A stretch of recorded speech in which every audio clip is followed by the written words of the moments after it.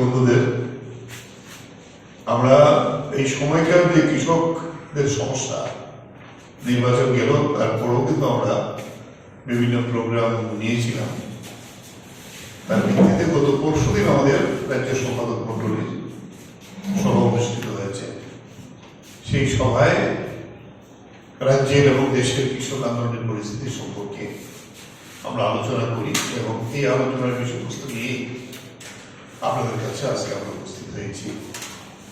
এখানে আমাদের সম্পাদক বোর্ডের সদস্যরা আছেন, আমাদের প্রবীণ নেতা মতিলাল সরকার, আমাদের সহ সম্পাদক রতন দাস এবং আমাদের সম্পাদক সদস্য সিদ্দিকুর রহমান।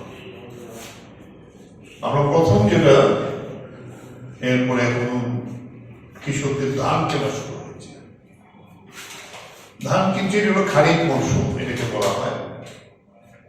আমাদের তিনটা মরশুম আছে, একটা আউশ, একটা খারিফ, আর একটা হলো আমন। এই খারিফ মরশুমে ধান যেটা কিনছে, কেন্দ্রীয় সরকার ডিক্লেয়ার করেছে 23 টাকা করে,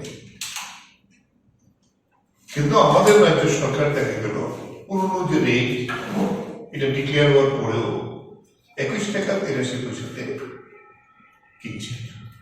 এটা আমরা তীব্র বিরোধিতা করি, প্রতিবাদ করছি।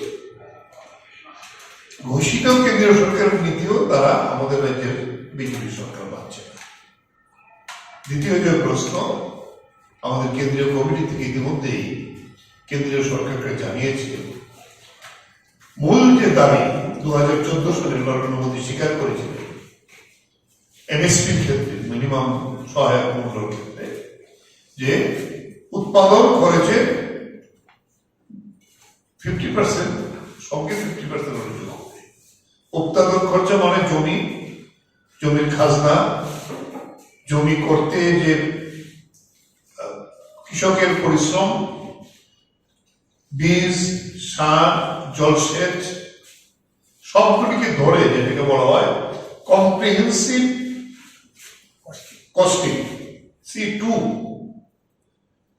এইটার সঙ্গে আরো 50% যোগ করলে, এটা ডক্টর স্বামীনাথন একটি এগ্রিকালচার মার্কেটিং এর যে ফর্মুলা অনুযায়ী তিনি করেছিলেন, বিজ্ঞান ভিত্তিক, এটাকে সবাই গ্রহণ করেছিল। কিন্তু এটাতে আমরা দেখেছি প্রতি কুইন্টালে প্রায় 1000 টাকার উপরে কম হয়। তাই আমরা তার প্রতিবাদ করেছি। এই প্রতিবাদের পরেও এখানে রাজ্য সরকার সেটা মানছে না, তাই আমরা বলবো। দ্বিতীয়, গতকাল আমরা খাদ্যমন্ত্রীকে ডেপুটেশন দিয়েছিলাম, কারণ ধানটা কিনে খাদ্যমন্ত্রক, যে আমরা প্রতিটি ব্লকে যেতে পারি, উপজাতি এলাকাগুলি যেতে কামানো হয়। দেখা যায় এবারও তারা সেটা করছে না, আগের নির্দিষ্ট জায়গাগুলিতে এইটা সেখানে করছে।